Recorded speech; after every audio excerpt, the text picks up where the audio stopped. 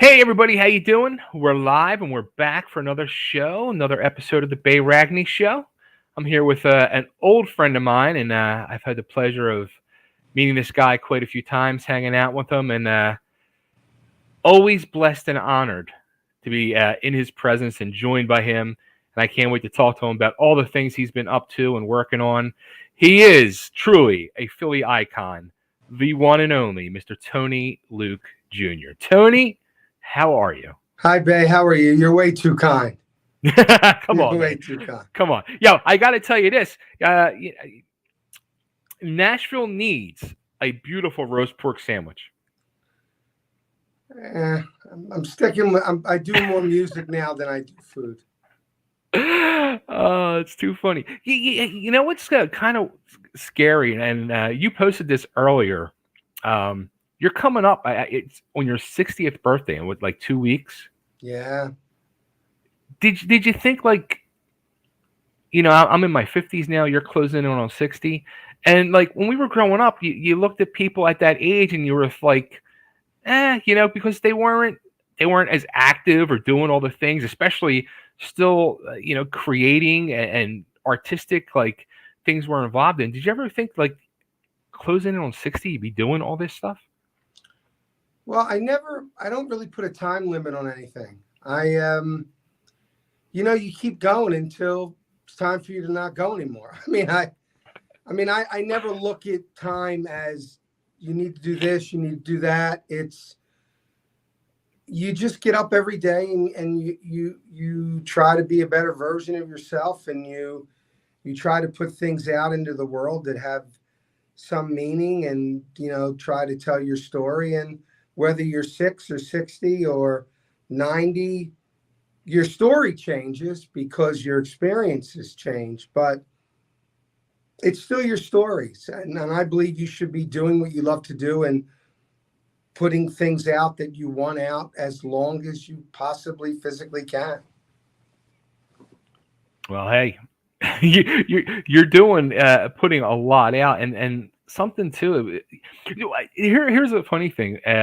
This whole world of TikTok, and I saw you're on TikTok, and I Yeah. was I was going through, and that's like a whole nother thing in itself. Like, it's such a creative platform, and it's an amazing tool, and you're exploring all worlds of it. Whether you're on there, cooking or doing food reviews or doing jokes or stand up or music. I mean, you're just covering all the bases. And there was like one, it was like an old clip from I think 1985, and it was you Oh, singing. What was the song? She's a she's a freak. freak. Yeah. That's cool. Now, when did you like really get started in music? Because I mean, going back, I mean, you were what, a boxer and doing music and yeah, I mean, you've touched all avenues of entertainment, TV, movies, stand up comedy. So was music like early on? Was it the boxing? What really came first? Music was always first, always is first. Music is the one true love. It never went away. I mean, business got in the way of it, and then TV got in the way of it. But, people, they get surprised sometimes. They're like, what do you mean you write music? And I'm like, well, I've been writing music for 40 years, more than 40, yeah, more than 40 years. Wow. Food didn't come until 1992. You know what I mean? And film didn't come until 1997. But I did music from the time I was 14 on. I just stopped. I mean, I got my first spec record deal with A&M Records in 1985, and I wrote for Brandy Wells. I wrote for Billy Paul. I did demo work with Jeffrey Osborne. And, Oh, wow. I got spec deals with Island Records back in the day. And then I decided I just wanted to be a writer. I didn't want to be a performer. I just wanted to write music. And then, I had kids, and that gets in the way of things, and you have to make money. Then Tony Luke's kind of took off, and then I had to put time there. But when Tony passed, it was the work, like, I mean, I can never describe it. So I just wanted to die. And months went by and I didn't leave the house and I didn't want to go anywhere. I didn't want to do anything. And a friend of mine who passed away last year from COVID, a gentleman named Dan Morrow, who's a brilliant musician, he came over and he brought a keyboard and he said, "Why don't you write again?" And I'm like, "I just want to die. Like, I don't want to write music. I just want to die." And it was like 1 a.m, 2 a.m, and the keyboard was just sitting there. And I sat down and I just played a chord and I felt different. I felt this pain leaving my body, like just a way to not keep it bottled up. And then I started to write again. But this time I wrote about everything that I went through, and I wrote about what it feels like to feel so desperately alone and being in so much pain that you'll do anything to make the pain stop. And by putting it in music and putting it in lyrics and melodies, it saved me. I mean, it literally saved me from taking my life. I mean, because people go, "Well, you have 2 other children," and you have, believe me, it made me understand addiction a lot better than I have ever understood it before.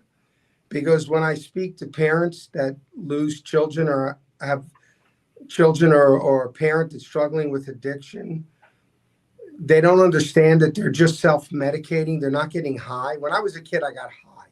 Sure. I liked getting high, partied. Mm-hmm. People that suffer from addiction are self-medicating. They're not getting high.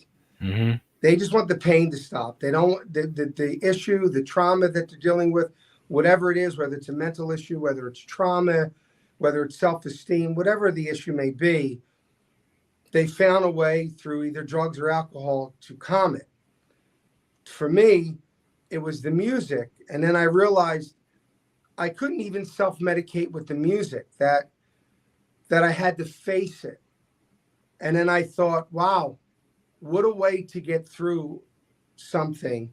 Instead of self-medicating around it or numbing it, I was going to deal with it and put it out there and hit it head on through the music. Right. And that's when, I had come up with the idea and partnered up with Joe Nicolo and Joseph DiGiacomo to create a foundation that gives people that are struggling with mental health, trauma, and addiction music therapy and art therapy, because sometimes we can't express ourselves, we don't want to, or we're very closed in. But if we do it through music, or we do it through painting or sketching or sculpting using clay, or just, you can get it out and you can deal with it in a way that is personal to you. And that's when we started the Sound Mind Network. And then all these other artists start coming on board. And then when I wrote the album, which was the first release from the Sound Mind Network, I remember trying to come up with a name for the album. Okay. Because the album is very old school. And what I mean by that is it paints an entire picture. It's like a movie. Okay. So the way the songs are laid out, the very first song is in the darkest possible place that you can be. There is no light. There is no hope. And then the second song talks about addiction. It talks about self-medicating, because parents would come to me and say, "Don't they love me? Why did they do this to me?" And I try to explain to them, they're not doing anything to you. They're just self-medicating their own pain. So when I wrote this song, I wrote it. I'm going to give it away because normally I don't like giving it away because I want people to get it on their own. Sure. But this song is this beautiful, caring, loving voice, these words of comfort. And then you find out later as the song goes on that it's the heroine that's speaking, not this loving, comforting, but that's the way it wants you to feel. Sure. because it lies to you. It's the great liar. It wants you to avoid facing it. It wants you to keep using it until you're used up and you're thrown away. And then the album moves to uh, going from that to looking at the world in black and white. There's no gray area. And then to do that, I used one of my favorite Billy Joel songs, which was Summer Highland Falls. And I completely reimagined the track.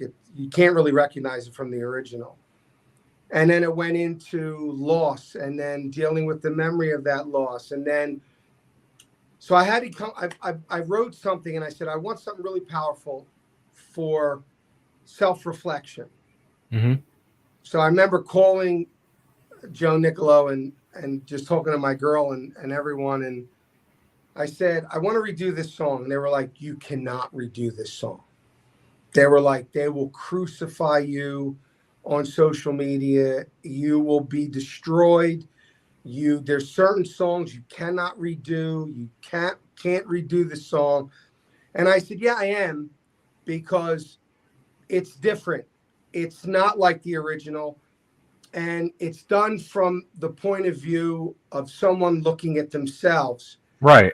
So the song is Man in the Mirror. Right. And it's an iconic song from Michael Jackson. Mm-hmm. But when he sings the song, he sings it as he's preaching for everyone to take a look at themselves. My version, the way it's arranged and the way I played the chords, the way that's structured, and the vocal, it's me looking into the mirror. The feel is completely different. It is. And I was overwhelmed by the positive response, like the crazy positive response I got from that version. Then it goes into knowing that you deserve, goes into Denial, which was, is a track called Runaway. Then it goes into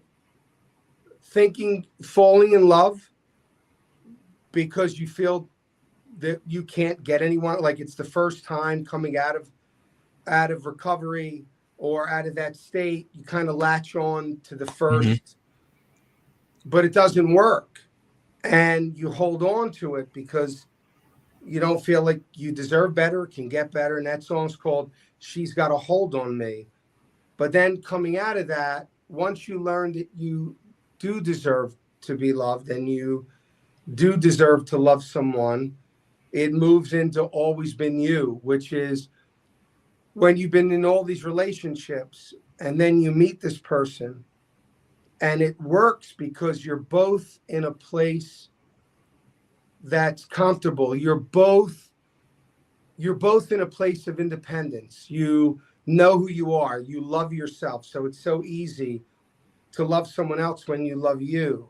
Mm-hmm. And that song is called Always Been You. And it's saying that out of all the relationships, I had no idea, but it's always been you. I just didn't know.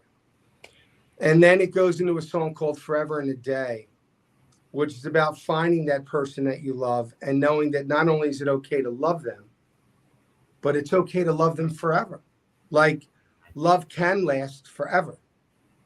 So it takes you from the very darkest place through this entire journey. Because I tell people, don't skip don't skip. Right. Put it on, put a headset on, or go in a room, sit back and just take the journey of going through life and ending up from the dark into the light again. And I had to name the album, so I didn't know what to call it. And then I was sitting there and I was just praying on it and like, what do I want to, what does the album say? Mm-hmm. And then it hit me like a ton of bricks. And then I said, you know what? I'm going to call the album Strong in Broken Places. Because we're all broke in one way or another. But it's the strength that you find. It's the choice of going in that rabbit hole and never coming out, mm-hmm. or choosing to be strong in the places that are broken. Because they'll never be the same. There'll always be scars. But you have to be strong in the places that are broken. And that strength comes from just the realization of acceptance and knowing that whatever happens to you, if you learn something from it and it becomes a lesson, then it's a lesson, not pain. When you stay in the pain and you allow it to keep pulling you down, then you miss the lesson and you suffer for nothing. Right. It's an endless suffering that you'll never come out of, because you're not accepting or wanting to see where the lesson is on what happened. And if you can, you will be stronger. You'll be able to share that strength with other people, which is what I hope the album would do. Like, I never got in it so the album would make money. Plus, every time someone streams that album or any song on the album, if they download the album, every penny of that album that's profit outside of the publishing that has to get paid goes to the SoundMind network. So it can sponsor someone to go through treatment, go through music therapy or art therapy. Right. And then all of a sudden, other artists jumped on board. So now we have, and we're putting out, my album was the first, but now we're putting out singles. So Kevin Bacon and his brother, the Bacon Brothers, I love you if you're listening. They contributed 2 songs to the album. Joan Osborne contributed on the new album. Sophie B. Hawkins. Wow. Wyclef is supporting it. Cyndi Lauper contributed to it. Forgive me for forget. There's so many people that are involved now. We're in talks with Billy Joel right now for one of his tracks to be on the album. Taj Mahal is on it. Kathy Sledge is on it. So more artists every day are coming on going, we want to be a part of this. We want to be a part of this foundation. We want to spread we want to spread health, because mental health is a big thing. And then one song on the album is called One More Night. When I wrote the track, it was in a very dark place, and I never got a chance to say goodbye to my son. Sure. So I wanted to write something that would let people know that even if you never had a chance to say goodbye, I'm just muting my phone. Even if you haven't had a chance to say goodbye, you don't you can always say goodbye if they're in your heart and soul. Or you never have to say goodbye if they're in your heart and soul. And that's the song that broke from the album. And then I understood later it's because so many people during COVID never had a chance to say goodbye to the one that they loved. Right. And it resonated with them. The song resonated so strongly with them. And one of the best emails I had gotten, and I remember looking at my girl and telling her, if no one ever listens to the album, it did what I hoped it would have done. From the one email, this gentleman emailed me and he said, Tony, I've been listening to your album over and over and over again. Can't stop listening to it. My son died in 2013. My wife could never accept the loss of my son. She died in 2016. Wow. He said, I was in a horrible place. Listening to your album made me realize that there is hope for me and that there are people that do understand what I'm going through. And he just said, I just want to thank you for helping me pull myself up from this. Wow. And I thought, no one else has to listen to the album. Right. Because that's all I ever wanted from the album, was to hopefully it might make a difference with someone. Right. And Joe Nicolo did a phenomenal job in producing it with me, and Justin Bandelon, who did the arrangement, and Trevor Gordon Hall came on to play guitar on 2 of the tracks, and Brian Fitzgerald, and it was so amazing. And It's funny you're talking about Nashville's, and I just wrote 2 songs for the Highway Women. I was going to ask you about them. I saw Yeah, you I were just posting wrote them. 2 for them. I wrote "Walk Away" and with Joe Kalari, and I wrote "I'd Rather Be Alone" with Joe Kalari. Okay. They love both tracks, so "Walk Away" is being released March 25th. Nice. And those, if you don't know the Highway Women or anyone watching this, go out of your way to find them. They just released a cover of um, Feel Like a Woman. Like a Natural Woman. Yeah. Um, it's incredible. And wait till you hear "Walk Away" and "I'd Rather Be Alone."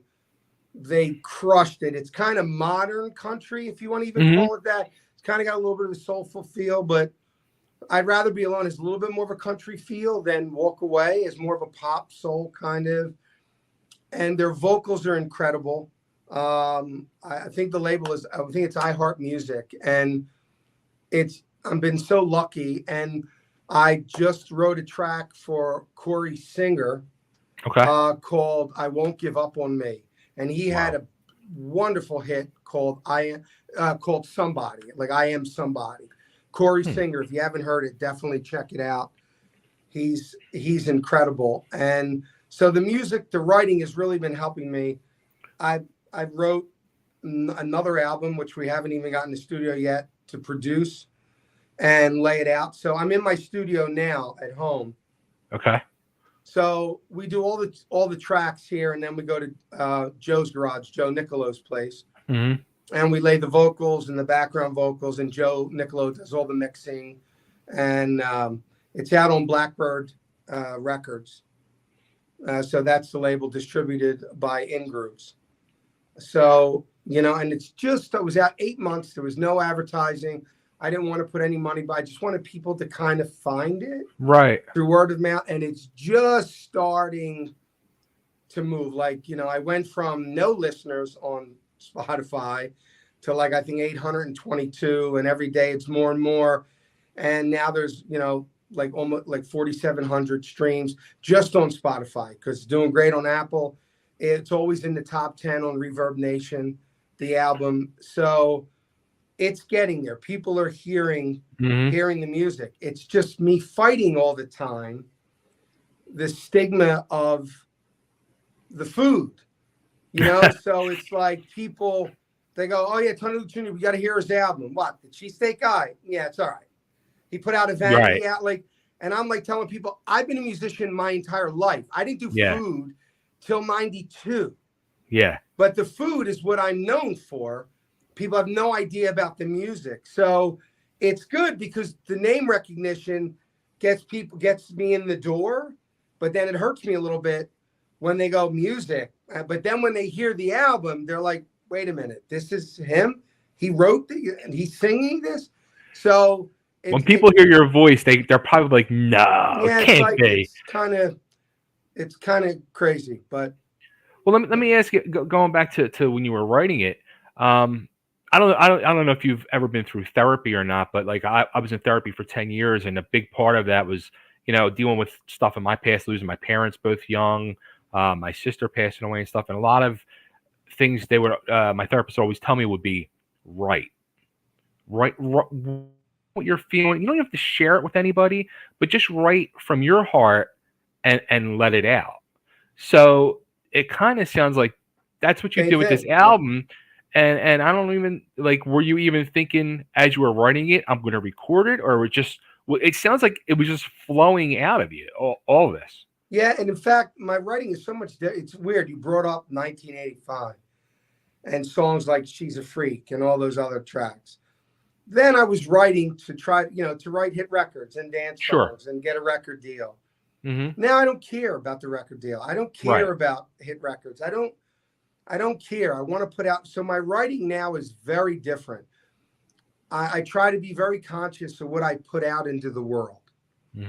And it is therapy, which again, that's the music therapy. That's what gave me the idea of the Sound Mind Network. With originally it was just me and Joe Nicolo, and then we brought in Joe Zvijako. Now we have a team of people like John Moser and Cynthia Pritchard and and Lori and Jill Pavelli. All of these people are now getting involved and really helping out and getting the word out. And like I said, more artists are coming on every day because they want to be involved, because they know no one's in it. I'm not making any money. I don't take anything from anyone.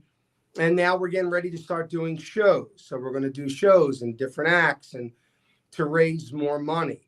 Mm-hmm. And we ask people, please go on soundmindnetwork.org and donate. Or if you're a musician, or if you know other musicians, we're looking. If you're a music therapist, please call us. We want to put your information out there. We want to work with you. You do art. We're working with Say It With Clay, which is a great organization that helped me. It helped me to make these clay figures, and it releases. Art is a great healer. Music is the greatest healer. Absolutely. And it worked for me. So I thought if it worked for me, maybe it'll work for other people. So now, after your son Tony had passed away, you had started the Brown and White, and you had that whole organization going. It sounds like now you have this whole thing where you're including a great way to include music and the arts into that and take it to a whole nother level now. Yeah, well, kind of morphed in. Brown and White was about, two primary colors of heroin. And it was more about not being ashamed that, post a picture of your loved one who passed from addiction. Don't hide it. These are not people. There's certain terms that are people use. And I get, I'm not really hung up on terms, but when I hear the word clean, to me, makes me think of dirty. Right. And I don't think anyone who's suffering from mental health, addiction, or trauma is dirty. They're not well. They need to be well. I personally prefer telling people that they're in recovery, mm-hmm. not they're clean. Mm-hmm. The recovery system recovery works and it's remarkable, but I think the recovery industry in a whole is learning that mental health is you don't just get addicted. You're self-medicating. Yeah. So sobriety is phenomenal, but you can be sober all you want. You can go through every detox. The biggest thing, people are like, well, how long have they been in recovery? Well, they have such a stigma of, well, then they're about to, relapse, mm-hmm. because the issue is recovery becomes about willpower. Yeah. And eventually, like with weight, willpower, the perfect storm comes. Mm-hmm. But when you address recovery from not just a physical sense, but also a mental sense, and you try to help people face the issue, the trauma, whatever it is, the chances of you self-medicating get less and less. Sure. Because you're facing it. You're not just refraining. I love pizza. So if I go on a diet and I go, I'm not going to eat any pizza, then eventually I'm going to binge on pizza. Mm-hmm. Because I self-medicate through food. When my son Tony died, I gained over 100 pounds in 1 year. Right. And it hasn't been since the last 8 months that I lost 70 pounds of it. Because I'm learning to deal with my depression mm-hmm. in other ways and not self-medicate through food. And I think music is the way to get it out, to give you the path, or art, to give you the path to learn how to deal with it without self-medicating through alcohol or drugs. Was there any anything that you've written that you thought maybe you went too deep, that you have not recorded or shared or put into a song yet? Or no, the deepest, it's the one I just wrote now called I Won't Give Up on Me is very deep. I Am You, which I have not released yet, is I try to write in levels. When I mean layers, not levels, layers. Okay.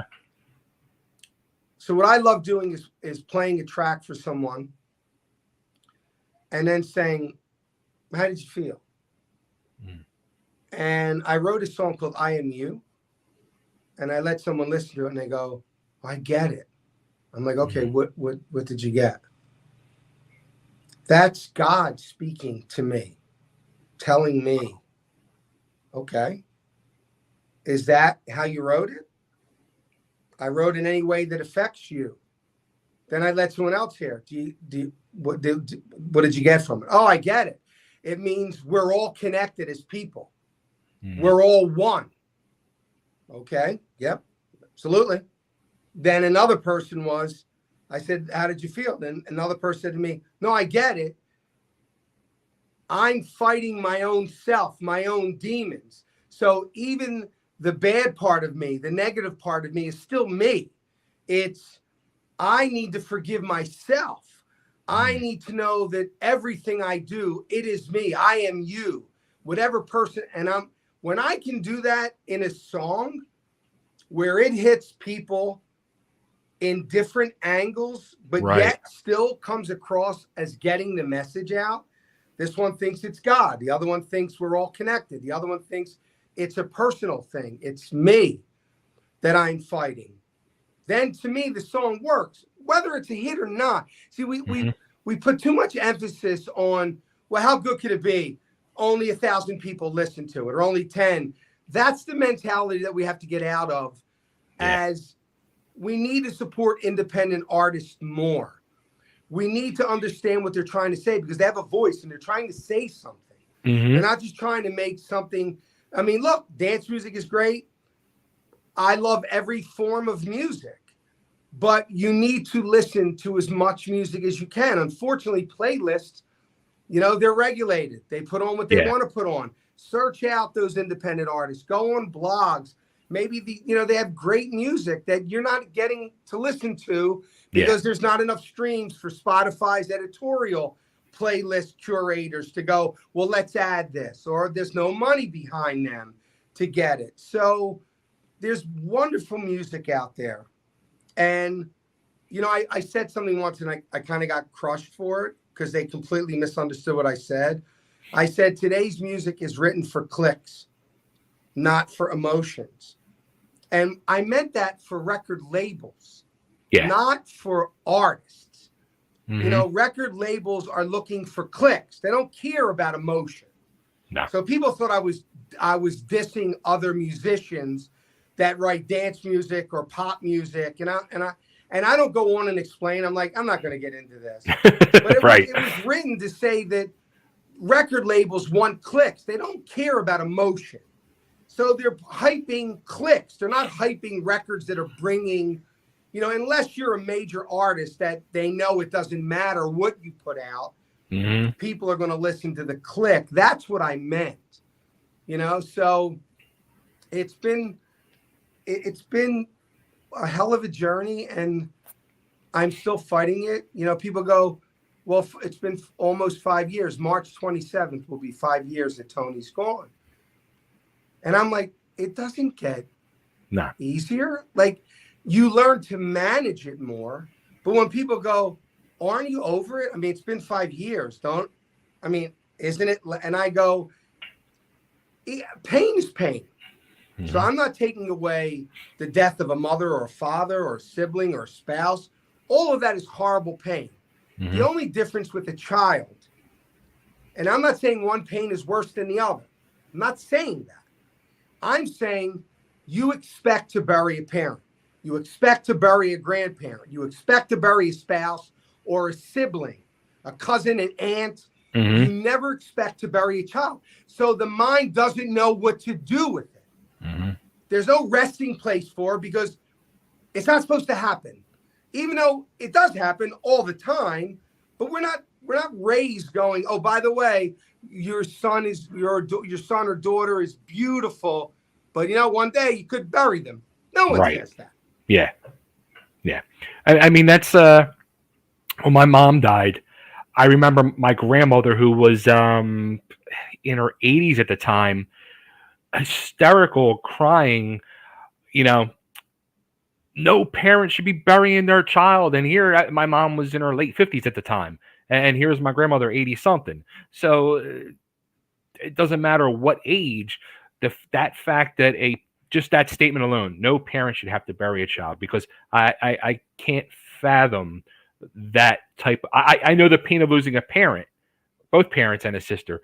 Losing a child, yeah, completely different. But you do. So what I do through the foundation and through my music now is try to get to people. And even if I can make them feel a little bit better for 5 minutes, if I can make them cry and get it out, if I can make them say, he knows my pain. And notice I said, not how I feel. Mm-hmm. Because when people come up to me and they go, I lost a child too, I know how you feel. No, you don't. You know my pain. Mm-hmm. You absolutely know the pain, but you don't know what relationship I had with my son. Yeah. You don't know what my relationship is to God or to my family. So you know my pain. You could say to me, I'm sorry. I'm sorry. I know your pain. Absolutely. But you don't know how I feel. That you don't. I never go up to someone and go, I know how you feel. I go, unfortunately, I know your pain. Never tell them I know how you feel, because I don't. And people now call me and go, I'm going to a funeral of a friend of mine who lost their child. I don't know what to do. And I go, let me teach you. Super simple. And anyone that's watching, I'm sorry for your loss. If there's anything I can do to help, let me know, and shut your mouth. Don't tell them they're in a better place. Don't tell them God has a reason for everything. Don't tell them time will heal it. Time will make it better. Just say you're sorry. If you can do anything to help them, you will, and shut your mouth and move on. Because nothing you will say, nothing you can do will make them feel this much better. Sure. Why did I get so emotional just then? My pent-up anger. Hey, well, yeah.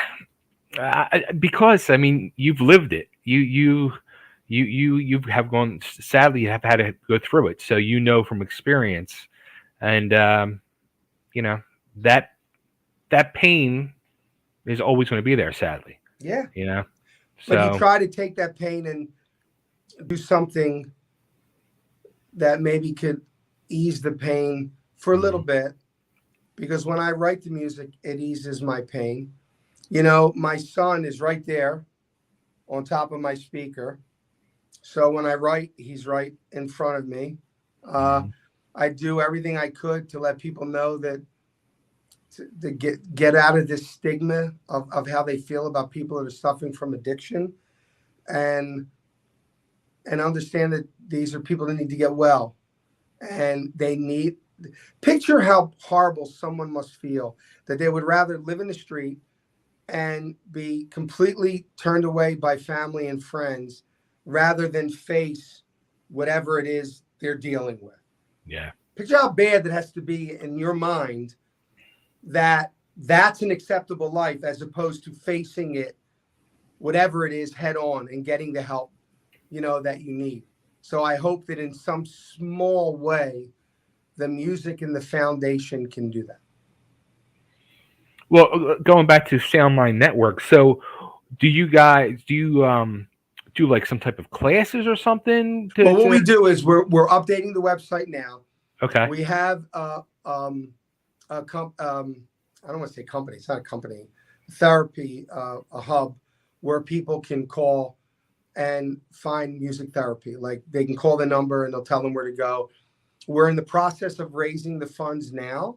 Okay. So that we can sponsor people. We still don't have enough money to do that, but we are working on it. People are donating. Like I said, no one is taking anything. We just want to help people. These concerts help. Please, I don't care about me. It's not about Tony Luke Jr. Please go on Spotify, go on Pandora, stream the album Strong in Broken Places. Tell your friends, because you know what you make? Spotify, you make $3,500 for every million streams. A million streams, you make $3,500. Do you know how many streams you need to make money? And I tell people, I stream it. If it's a penny, it's a penny going to help someone, you know what I mean, that needs that music or art therapy. Support the foundation, support the album. Again, who cares about I don't care if you remember my name when this is off and you heard the album. If you tell people to listen to the album, they go, who's the artist? I don't care if they go, I don't know. Just type in Strong and Broken Places and listen to it, because it's real. I mean, it's real music. It's real. It's real instruments. It's real music. It tells the story, and it'll make you cry. It'll make you think. And you'll be doing a good thing to let people know that you're there to help them, and you'll understand it better. And maybe you won't be so stigmatized so quick to call someone a junkie, which is the worst word, I could think of. And stop looking at people on the street as if they just need to die and go away. That someone's father or son or daughter or mother or cousin or aunt. They're human beings, for God's sake. They're not trash. Absolutely. I see some people have more compassion for animals. They would pick a stray dog up. And then the other thing, people get mad at me when I say this, and they go, well, I give every time I see someone. Give them what? Money? So that they can use the money to go self-medicate and maybe overdose? Right. I tell people, you really want to help someone? Go out and buy a box of like Kind bars or any kind of protein bars. Keep water in your car. Give them a protein bar. Give them water. Give them clothing. Give them a coat. Don't give them money, because it makes you feel better, but you're making it worse for them. You're not helping them by giving them money. Give them food. Give them clothes, stuff that they can use. Give them a card and number where they can call to get help. Yeah. Because you give the dollar, you think, oh, I did a good thing today. No, you didn't. Right. You did something to make you feel better, but you didn't do anything to help them. It's true. And that's something, like, I've always, like, you see these, especially, it's so sad, man. Like, here in Nashville, the homeless situation, it's ungodly. I can't believe the situation. And every time I see these people, I just get so upset. And I'm just like, what's the right thing to do? What do I do? And there's been times where I've had, like, food in the car and I'm giving food or stuff like that, or like going to drop clothes off the Goodwill. And I'm like, here's a bag of clothes. Because I know that just that, I'm like, I don't want to give them money. I feel bad, but you do, but you don't. It's not the right thing to do, like you said. There's a TV series called Reacher, which I love. It's based on Jack Reacher. Tom Cruise did it, but now it's a series. There was a line in it that hit home to me. So incredible. And the line was, you don't have to solve all the world's problems. If you solve a couple, you did more than most. Wow. You're not going to solve the homeless issue. I'm not going to solve mental health.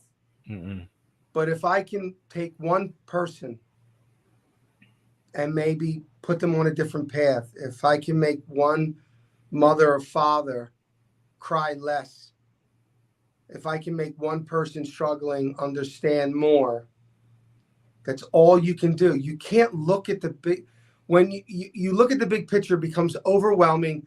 Yeah. You can't breathe. And, when you walk, you don't look a mile ahead. You look a few feet in front of you because you're taking one step at a time. And if you can give food to one person, phenomenal. If you could give a coat to one person, great. You're not going to solve the homeless crisis. You're not going to solve addiction. And I'm not going to solve the stigma associated with recovery and mental health in my lifetime. But I hope I make a little bit of a dent. And I hope that 100 years from now, we're not thinking about addiction as we did now. Right. You know, and we look at these shows, these reality shows, which aren't real. Social media is not real.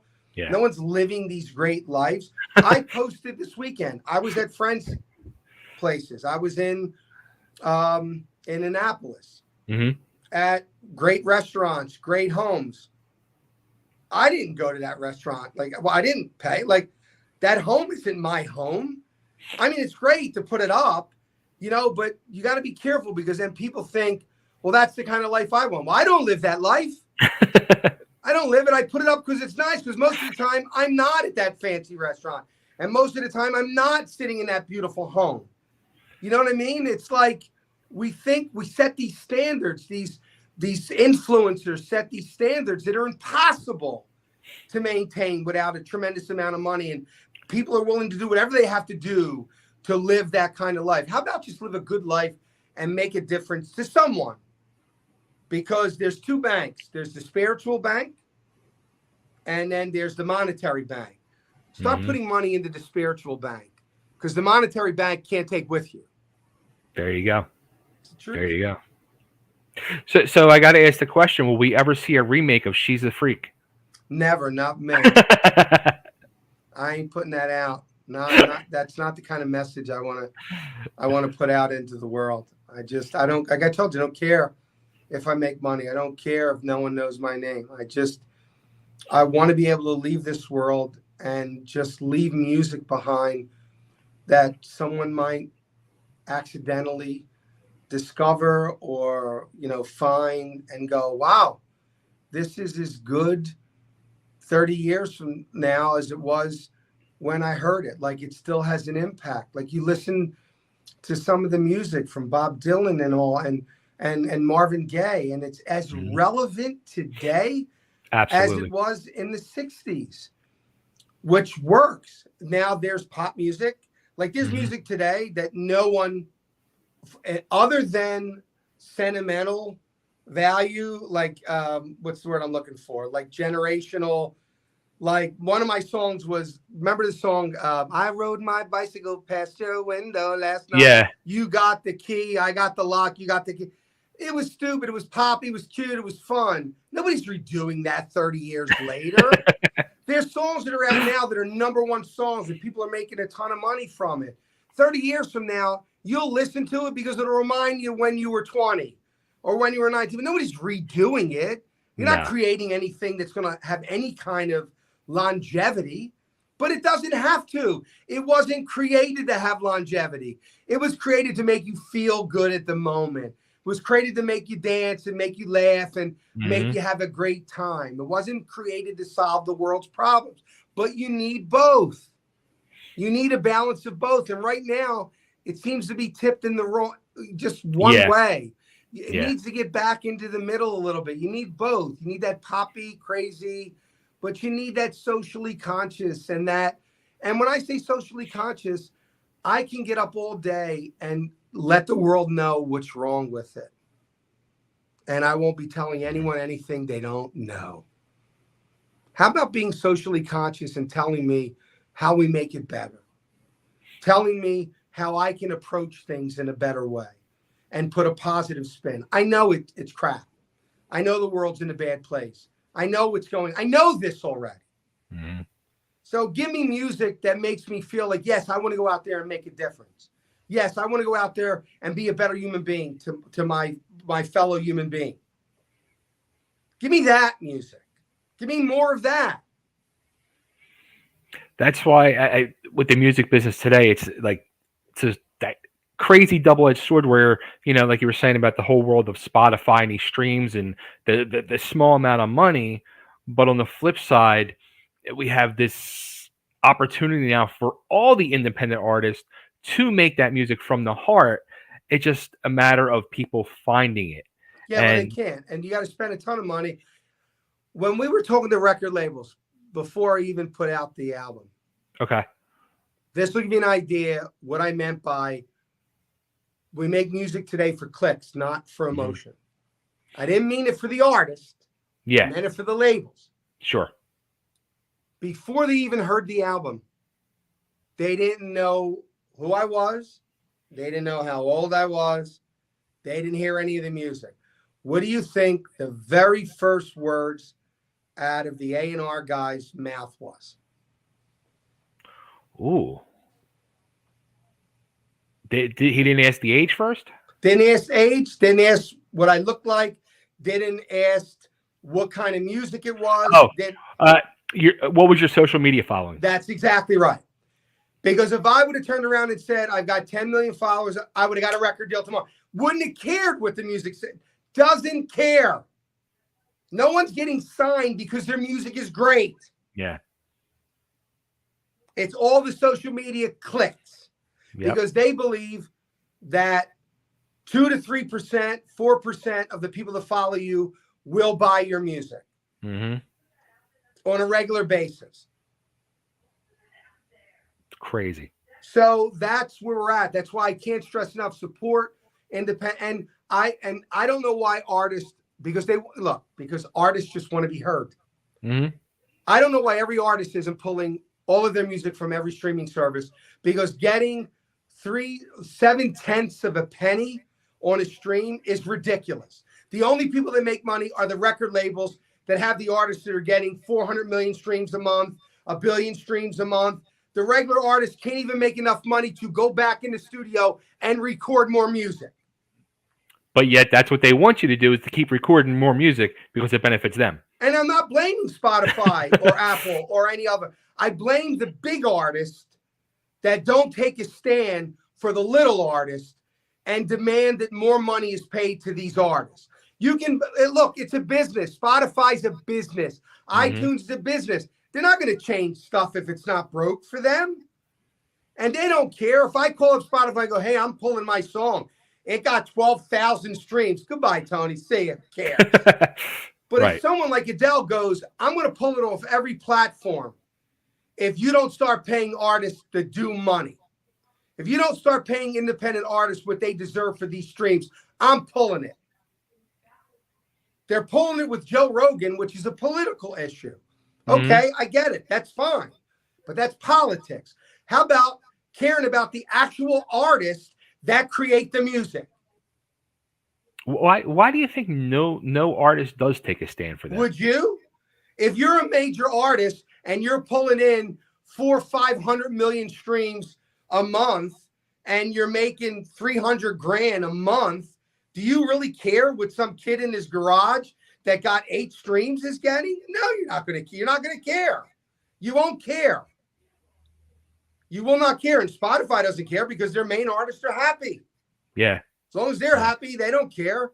And all these artists come, I want to do causes. I want to make a difference. I want to make the world a better place. Well, how about making the world a better place for musicians that are starving and give them a chance to be heard or make a little bit of money, for God's sake? This much. It's crazy. It is absolutely crazy. Why doesn't make sense? But why did you get me on here? I have been calm and collected and reserved the last few months, and then I'm on your show for 53 minutes, and already my blood pressure is high. I'm trying to preach peace and zen and oneness, and I'm getting angry. I'm sorry. I didn't mean to do that. It's like a pressure release. Hey, there you go. Hey, well, now you have some more material to write music about. I do. But look, there are a lot of artists that do a lot of great things. I wish there were more artists that would help artists that just don't. I mean, to get a gold record, to get a gold record, you needed to sell 500,000 units. Yeah. Well, that's a lot of records, but you've got to get 750 million streams to count as a gold record.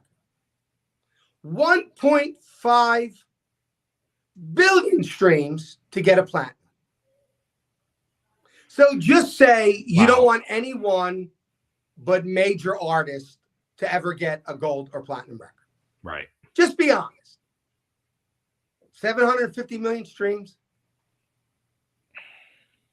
And what are you going to do? Promote it if you're an independent artist? You're going to promote it? You're going to spend Right. $500,000 to get 10 million streams that you made 30 grand? You know what I mean? Right. And the record labels are in beautiful position. They do nothing. So the artist does all the work, produces all the music, gets the following, does all the social media, builds it up to where everyone loves it. Then they come in, take all your shit, and then they promote you. It's just, that's why I do music, because I love music. And I'm not angry for me. I'm angry for every independent artist that I've had the pleasure to meet and work with, all these younger artists that love what they're doing, and they have to spend every penny to get someone to hear them. And they got to tour and travel and do all of this stuff because they're not going to make you. I forgot what it was. You need to get 5 million streams a month to make minimum wage. Wow. Or like a year to get minimum wage. It's something like that. I could be off the number. Yeah. It's sad. It's really sad. But please, if you're listening, don't think about addiction and mental health the way you've been thinking. It's not something to be ashamed of. And please support your independent music artist. Code 3 Records has been amazing helping me. They're incredible people. And soundmindnetwork.org. Please, I tell people, go donate. Your money's not being wasted. Support the acts that are involved with this. And man, let Spotify know that, they need to up their game. They need to put pressure. You have a favorite artist? Tag your favorite artist in a tweet or on social media and say, hey, man, how about helping out? How about, talking to these streaming services of raising the money so small independents that aren't huge like you can get some money just to survive. Yeah. Not even to get rich, just to survive, and give them an incentive to keep writing music. It's crazy how many, artists I interview on these shows I do, that are technically full-time musician, full-time artists who are out there touring the country, et cetera, but they're all working full-time jobs on top of it. Well, I mean, and I get it, but reward them in some way. You know what I mean? Throw them something other than a crumb that is so small. It reminds me when the Grinch stole Christmas, when he said he wouldn't leave a crumb small enough for a mouse. I mean, that's kind of what it is. You want to pick up a social cause. Music is in everyone's life. Mm-hmm. Music is in every one of your memories. It's in the good. It's in the bad. It's where you turn to. Well, please support the people that are writing it and doing it and making it and all this new incredible talent that's coming up at any age. Mm-hmm. Any age. Give them a little something to make them know that you appreciate it. You know what I mean? And I'm putting it out there. Tweet your favorite artists. Ask them to stand up for independent artists that are getting paid nothing from streaming services. Nothing. Well, on that note, Tone, I'll let you calm down now. Yes, please. SoundMindNetwork.org. Check it out. Tony Luke Jr., Stronger Broken Places on every streaming platform. Please support it. Please help make a difference. Don't look at people that are suffering from addiction in a negative way. Know that they need help, and their families going through sometimes even more that they're going through. Have some compassion. Absolutely. Tony, thanks for doing this. Congrats on the album. It really, I mean, seriously, people really need to listen to this album and listen to the lyrics, listen to the words, listen to the heart and soul that you can truly feel from this music. And on top of it, listen to his voice, because it's truly a beautiful voice. Thank you, babe. God bless you, my friend. You too, Tony. Always a pleasure. And let's not be strangers. Nope, we won't. Absolutely. Take care, man. Bye-bye.